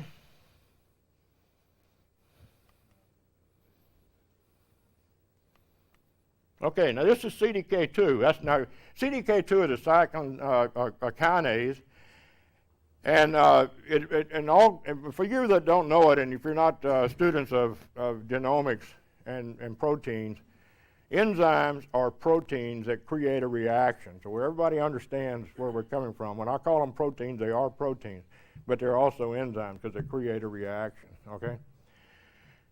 The reaction that we're looking for from CDK2, it has to bind to P53. CDK2 binds to P53, it triggers a signal for the RNase to produce P21. Okay? The heart of the oncogene system. Let's look at it. CDK2 is the first one. It also controls the size of the cell. In other words, cell growth. And we get into cell growth, and if it grows uncontrollably in the cellular level, that's a marker for cancer. CDK2, when it's bound and inhibited, it cannot bind ATP. And with ATP, it does not function. It carries no energy into P53. And with no energy, P53 cannot call for the reaction of producing P21. P53, you remember I said, was the cell tumor suppressant. It stops the tumor growth, okay? CDK2 is the trigger that triggers P53 to signal the RNase to produce P21. Yes? How do you explain the cancers that do not have the P53 mutation? We've never seen one that didn't have it. Have you? Yeah. I'll talk to you later about it then. I'd like to hear what you have to say on it. What we've done, we've looked at over 4,000 tumors, and looking at them, and when we extract and do a crystal radiograph of the proteins, the P53 is either completely gone, it's not in there, or it is in this mutant state that we have just exhibited, where the binding is completely inhibited, and we found it every time in the tumor. This was a DNA testing from Aron Labs, and the person even had what I would consider to be a low intracellular fluid volume, and still the p53 DNA testing was not mutated. I'd like to see that. Yeah. Well, let's look at P21 then. I think that's the reason I want to say P21 for last, because this just stops the tumor suppressancy on the thing, but P21 controls a lot of other functions, okay? And when we get to P21, primarily this is CDK2. It looks like a bunch of sticks of dynamite, and that's about what it is, because if it doesn't work, the body pretty well implodes on itself or explodes on itself on the thing, what's happening. And this is CDK2 as in its active state as an enzyme. Looks like a bunch of different grapes that are ripe and unripe, but that's what it looks like for everybody's deal. And it's a key regulator for the cell cycle. Now, we're looking at CDK2 now with the injection of the toxicants from cavitational extracts at this point, and well, what happened here? Went the wrong way. Can anybody back that up for me then? I'll do it.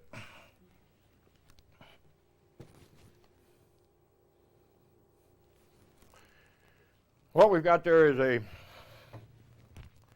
what we've got on this thing is that at 5 microliters, every one of these proteins reacted on 5 microliters pretty extensively.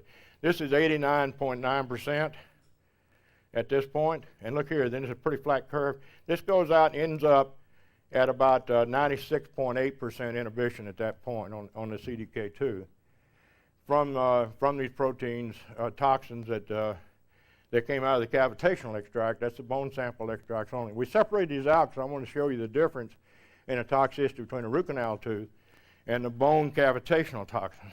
Bone cavitational toxins are about 30% more toxic than the root canal toxin. About 30%. And this area right here is the first measure of where we are on that toxin. Look at how straight the line is. Right at 5, just right straight down almost to the bottom. And increasing it inhibited it very, very little in comparison to where it was at that first injection of 5 microliters of the toxin. Same thing on the mercury. We added the mercury back in here because I'm determined I was going to prove that mercury was causing part of this problem. Got a pleasant surprise. The same line, same level, then it increases the photolabeling. So when you increase photolabeling, you're increasing the binding characteristics of the protein. Mercury is not the cause here, okay? It's the root canal or cavitational toxin. Mercury actually takes away some of the toxicity by binding a sulfur compound. And this is really interesting because we've all lived on the mercury deal as being the number one problem that we've got. It's not. It's the toxins that are coming from the oral cavity from dental trauma-induced diseases. And it's pretty scary. We went back and we looked at this thing. Now we're looking at root canal extracts. I ran these 3 on the same panel where we could cut costs a little bit because it was getting very expensive. I think I've got about $38,000 of my money in it, and several hundreds of dollars of Bill's money in it. And so we started looking at ways, after we've already proven some of these things, and how we can make these things more economical to work for us. And then the root canal toxins, we were looking at CDK2, and CDK2 is a black dot here, and you can see the root canals did not progress that in the same depth that we did on the bone toxins that are coming from these lesions. Now, I don't care what the ADA says about these lesions not existing. You guys that do the surgery see it every day. This is and you go to the schools, and I talked to the professor, Dr. Savage, at the University of Colorado Dental School. He's an oral surgeon. He said, "Oh, we see these things every day. There's no clinical significance." I pulled this stuff out, and I said, "Doc, do you consider cancer significant?" Well, I had to see more research on that. I just can't believe that, you know. Well, anyway, that's his words. Anyway, this goes on, and we added the mercury, Same thing. Did not cause a reaction that way. It actually went the other direction. CDK2. And now P21. Now, I'm saving this one for last because this is the most significant finding of all of our stuff that we've got going, and I'm going to talk a little bit about this.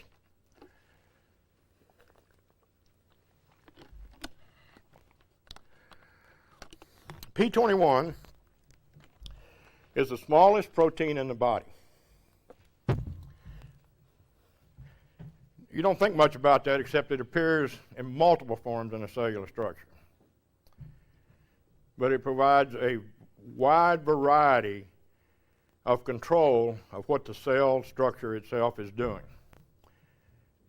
Not only does it control cell replication rate, which is the number one function of P21, it also is a protein that regulates the autonomic immune system. And this is the importance. And I'm going to talk a lot about this right at the end of this thing. Primarily, I got in this thing looking at cancer because my wife had breast cancer. And I was very concerned about what was going on. I'll tell you the story about that. She had a level 4 tumor and 2 level 2 tumors in the left breast. We've been married 45 years. I wasn't about to give up my wife. So I started looking at P21 and what was going on.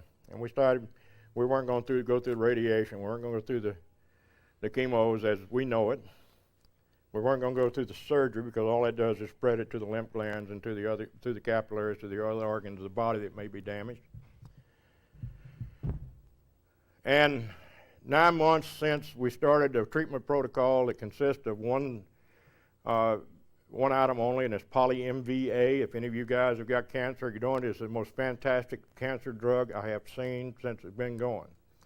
3 months' time, the 2 small level 2 tumors were completely unreadable, unfeelable on palpitation of the breast. At 6 months, the level 4 tumor had shrunk by 68.7%, had not spread or metastasis. 9 months later, this last month, it could not even be found on a sonogram anywhere. Completely gone. Cannot be found by feeling or touching and anything else. That's right. It's palladium-based, but the palladium is inert the way it's encapsulated into the electronic substructure of the deal, and it passes right out of the body after the energy is disposed of. I saw one case in Europe last year where it took EMPS to get that palladium. Well, you can. Sometimes it does, but not with the poly. It's already energized in a different form. Well, you can do that, but I'd much rather be getting it out later and getting rid of the cancer. The cancer is more deadly, so you're not getting enough of it in you're doing on a normal cancer treatment. You're talking 8 teaspoons a day, 2 teaspoons in distilled water 4 times a day. Prostate cancer, testicular cancer, breast cancer, cervical cancer, brain tumors, melanoma that spread is considered non-curable. I've seen it go away in 9 months. Absolutely nothing there. You can't find it. And I've seen it with my own eyes, with my wife, and it's gone away. How does it work? It de-energizes the cancer tumor and the cell structure. It's only attracted by the malignant cells. It will not harm a normal cellular structure in the body. So it's taken in orally. It can be done intravenously. I saw the Mexican clinics on the cancer clinics are doing it intravenously, and that works wonders.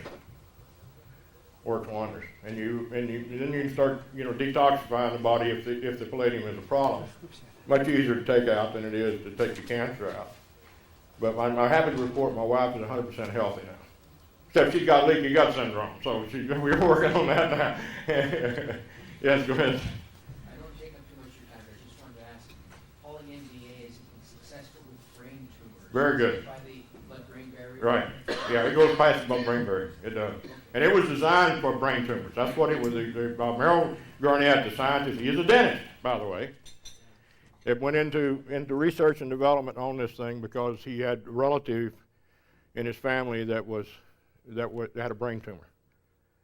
And he built it for doing brain tumors. And he came to find out it is absolutely fabulous on other types of deals. It's going through FDA testing now. It is approved as a supplement at the present time, so it's legal, okay? Designated indicated use is not for cancer, but it is a supplement of amino acids and vitamins and minerals, okay? But it does knock these tumors. I've watched it now in 139 cancer patients that we're working with out of Cavitat with our medical doctor, Dr. Nelson, okay? Who is also a PhD in biophysics. And so it's fantastic stuff. I own no interest in poly-MVA. How do you get it? You go to AMARC, A-M-A-R-C, or you can go just poly-MVA on the website. You can go right to their website, and if you'll use my name, they'll give you a doctor's discount. So that's for sure. And I think the doctor's discount is pretty good per bottle. It's expensive. It's not cheap. Okay, it's 48 ounces in a bottle. That's about 6 days treatment, and you take 1 teaspoon. There's 48 teaspoons in a bottle, and you have to take 8 teaspoons a day. So you're using about 4.5 bottles, 4 to 5 bottles a month. But man, you see what you spend on cancer treatment. Compared to that, you're out about a third of the cost, and you have no other damage. I mean, that's the beautiful thing about it. Did you see it used and working on anyone who did not address the dental? No, every one of our people are addressing the dental first. They're looking at my research, and they're addressing the dental first. Complete dental revision. You start the poly-MVA, then start the dental revision, okay? Poly-MVA will keep the cancer metastasis. It also keeps it from growing. It starts shrinking the size of it because it kills the cancer cells directly. And then you can recover from the dental much quicker, okay? And I want to talk to you a little bit about surgery in just a minute. Let me get into that on the deal here. Anyway, the P21 is very interesting because it's got 2 switches on it, one on each one of these sections, and we end up with the upper switch is turned on. It's controllable. The upper switch binds GTP, guanidine triphosphate. The upper switch controls cell replication rate. When GTP cannot be bound or cannot be hydrolyzed, then the cell switch is automatically on. Okay. Now, when you got this is a monomeric value is a 21. That's where we get P21 from. It's approximately 170 amino acid residues in that protein, and there may be 10,000 proteins of P21 in the cell structure. So it's a very, very important cell, even though it's the smallest cell protein in the body. And so you've got to look at this and the deal. So the upper switch binds GTP. The bottom switch, which turns cell replication off, binds GDP, guanidine diphosphate. And if that cannot bind, and this is where what makes this thing so important. When they can't bind, they cannot control replication. Control cell replication. You got a cell that replicates itself uncontrollably. Second marker for cancer. Okay. Second marker for cancer. Now, there's some other things on P21, and I want to talk to you about those at this time, too.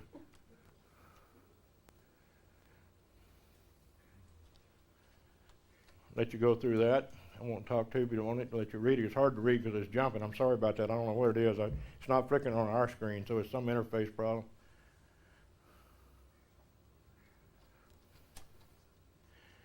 The inability of RAS to hydrolyze GTP, shown as the ball and stick model back in Dill, will lead to the protein being in a constant on state. Okay, this is what I'm saying. It's constant on. Cell replication controls uncontrollably. This causes uncontrolled cell growth and differentiation, which can lead to tumor genicity. Since mutations in RAS are found in 100% of human cancers, the RAS protein is considered an important oncogene. This was Marx in 1994. That determined the P21 had a problem here in cancers, okay? This is not my research, this is his. But what I've confirmed is the toxins that destroy it, so we're there. Everybody got that? Okay, now we're looking at HRAS, P21.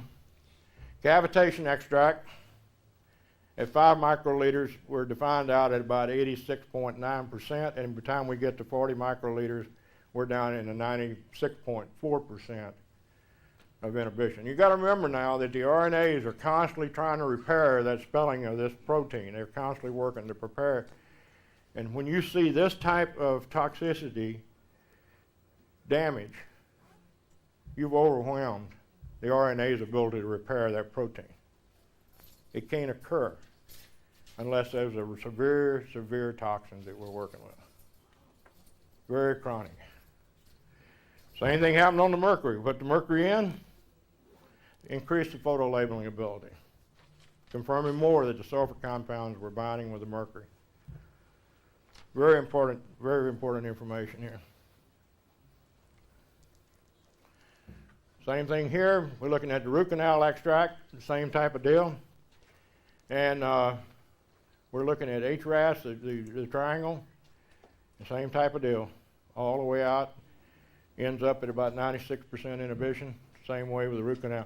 Interesting about it is the cavitational toxins were more toxic in the first 10 microliters, and then by the time they reached the 40 microliter dose, it didn't make any difference. They were just the same. They were absolutely identical. There wasn't a 0.1% difference in the toxicity level on the inhibition.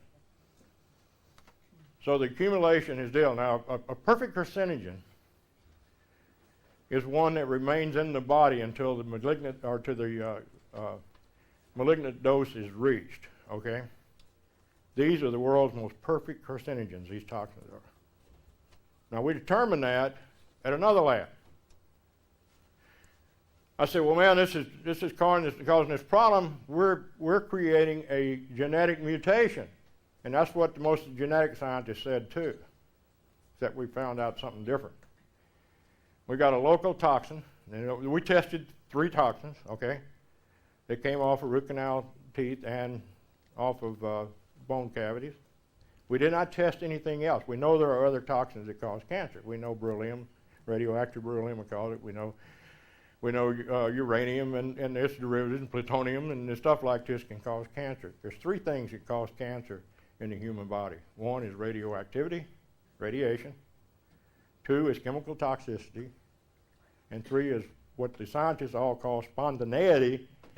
I don't think there's anything spontaneous. I think there's a reaction has to occur there, so I just eliminate the 3rd one, even though I'll show it on the board here in a few minutes. It's irrelevant because something causes spontaneity, as they talk about. So we got to look deep into this thing, and that's where I'm still looking. And we're I think you can see this is off the root canal teeth, and this is the addition of the mercury and that deal. And now this is some work that, and I've been in correspondence with this gentleman. He's a doctor, he's a director of immuno research at the University of Madrid in Spain, Dr. Belimnis, okay? And Dr. Demetrius Belimnis is probably one of the most fascinating guys I've talked to. We have a little bit of language problem, although he speaks pretty good English, but his accent's even worse than mine. And we've been corresponding back and forth because he saw my P21 research in the oncogene citrus, and he's doing gene research in P21 and CD4 also, which is a mirror image basically of P21. And we've been talking on this thing, and he asked me to send him some of the mutated proteins. He calls them mutated. I call them deformed or inhibited proteins because that's what they actually are. It's really interesting because this guy's pretty far advanced in his science on what's happening here. And we looked at the deals, and we injected our deformed P21 proteins into the mice. And what we've noticed, not only in the mice but in the human structure, we're seeing a hydroxidant that's being produced by the inability of these proteins to bind, okay? We've identified now just last week, so I don't have it on my chart yet, we've identified the main hydroxidant. There may be more than one because we're looking in the subcellular level. This is small stuff, but it's hard to isolate out, but we have identified the one hydroxyl that seems to be creating the biggest problem is called gamma phosphatase. That's not on the chart here because I haven't had a chance to get it on there, but this is some of the new stuff that we're continuing to work on. Now, the interesting thing about gamma phosphatase is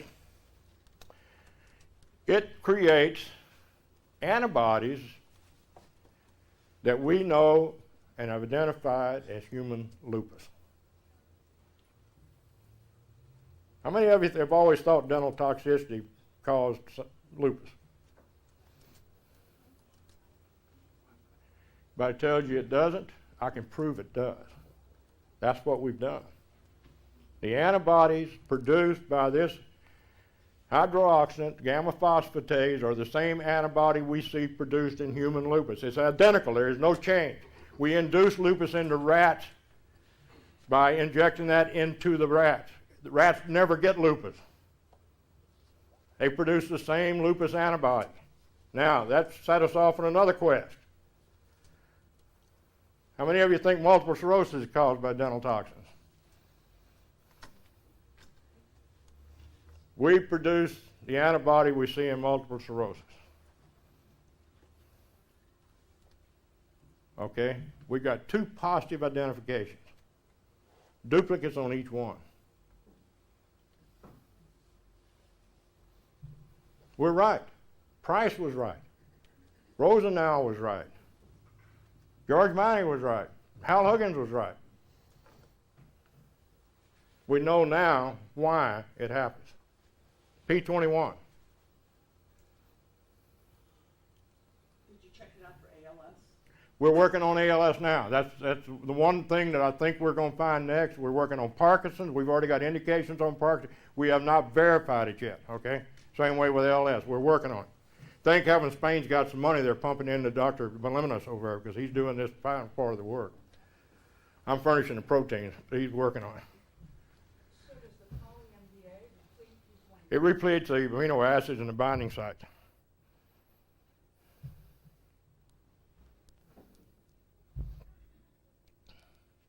And I disagree with Merrill Garnett, the guy that invented poly-MVA. He thinks it does it electrically. It doesn't do it electrically.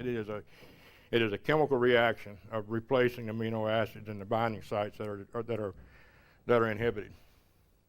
And it works in cancers that are not related to dental issues but are the chemically induced? Right, right.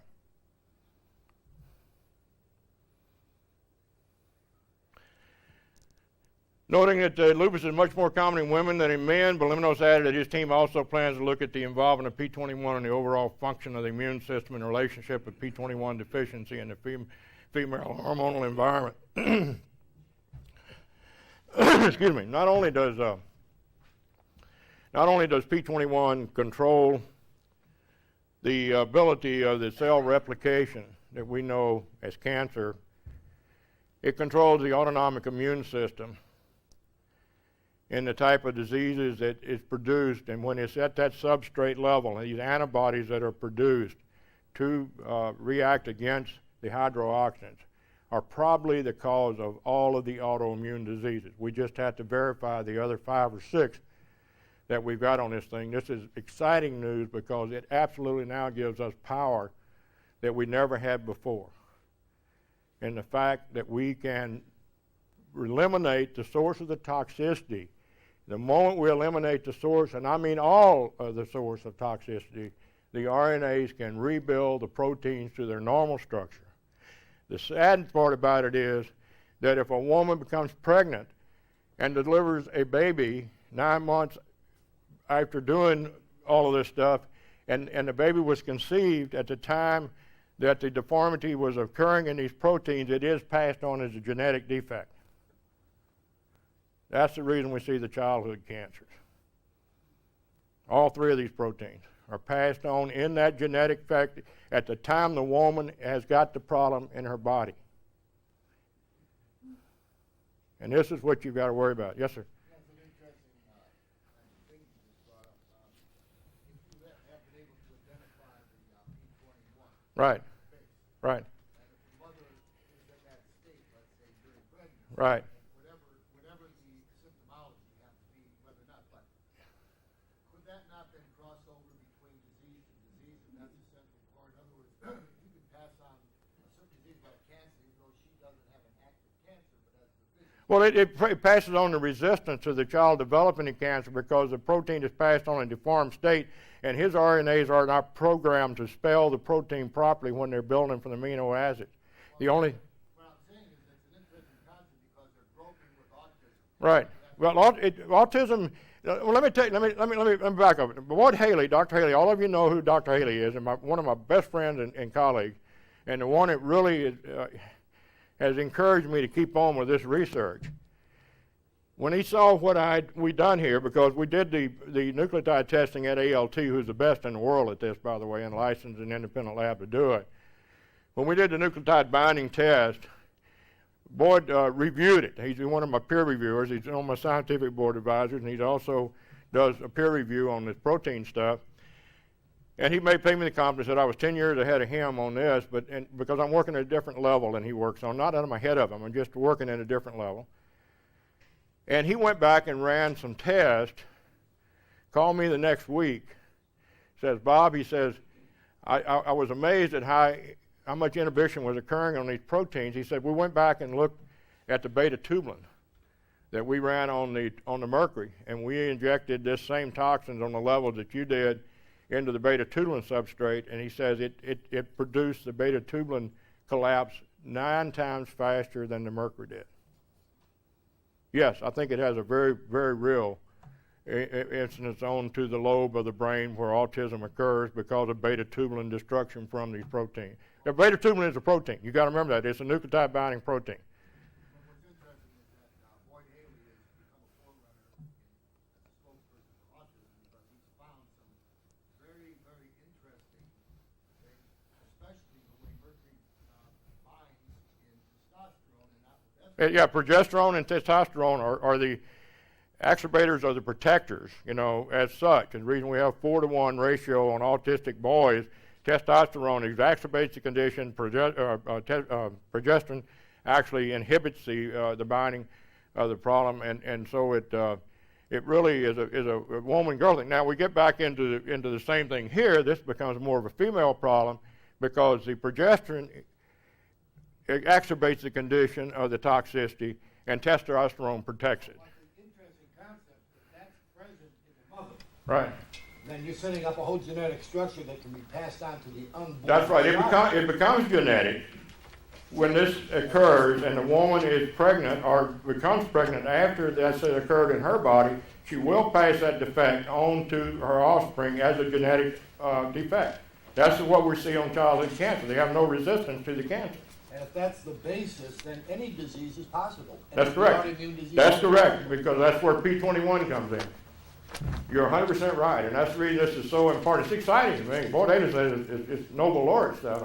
That'd be fine if it happened. I don't expect it. But Bob, when is this going to be published? New England Journal of Medicine is accepted for publication. It would probably be April or May. They're waiting on these charts. I've got to go back and change the phosphogated numbers back to percentages where they can read them. Who's going to do it? New England Journal of Medicine, mainstream.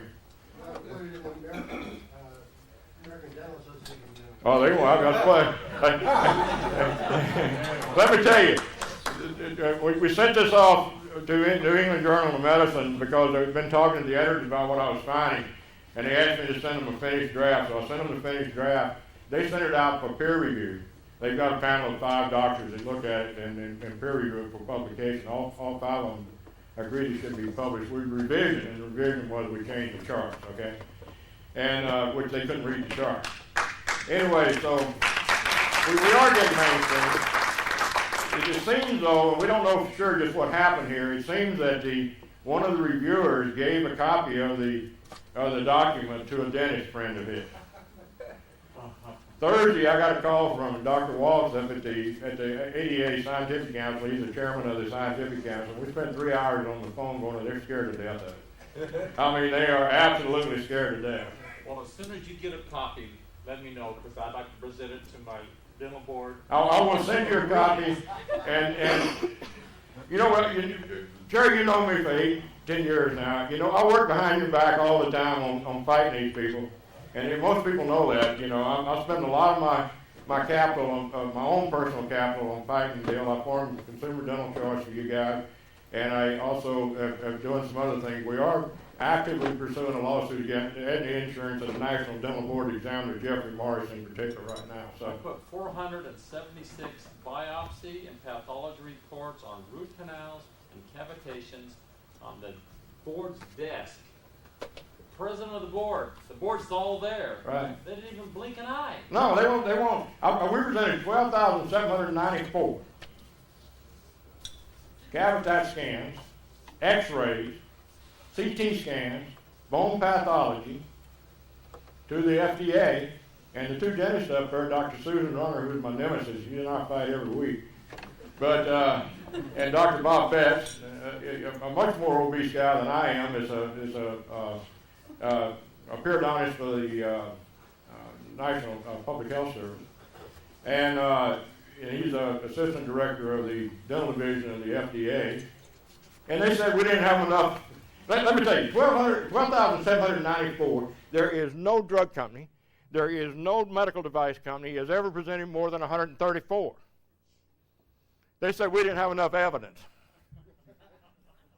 Main reason we didn't have enough evidence, they couldn't read the evidence. They don't know how to read, okay?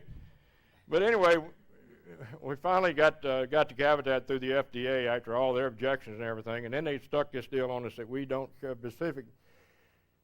exhibit any specific bone pathology. I'd like to let you know. As soon as you cross the Canadian border, we exhibit bone pathology. As soon as you cross into Europe, we exhibit bone pathology. As soon as you go to Australia, we exhibit bone pathology. As soon as we go to Mexico and Central and South America, we exhibit specific bone pathology. Yeah, they read it. They are miracles. They can read. They also understand computers better than we do. They can see 3 dimensions on it because they play a lot of games, okay? But it's been an interesting trip, guys. Anyway, I wanted to tell you, P21, very important. Watch this because I'm continuing to do research on it, and you're going to find that it's the basis of all the autoimmune diseases. I guarantee it. And we will have more on it probably next session here, and I will have it on our conferences. I give these talks and continuing on this thing, and the tapes are available from our last talks if you want them. And I think they're $350 a set for 8, which is fairly reasonable. We try to keep the price down. But it's very, very good, and I know they'll have the tapes available here. And I hope you guys can buy them from them on this talk here. And I appreciate your time. Bill, thank you for allowing me to address your academy. And thank you, guys.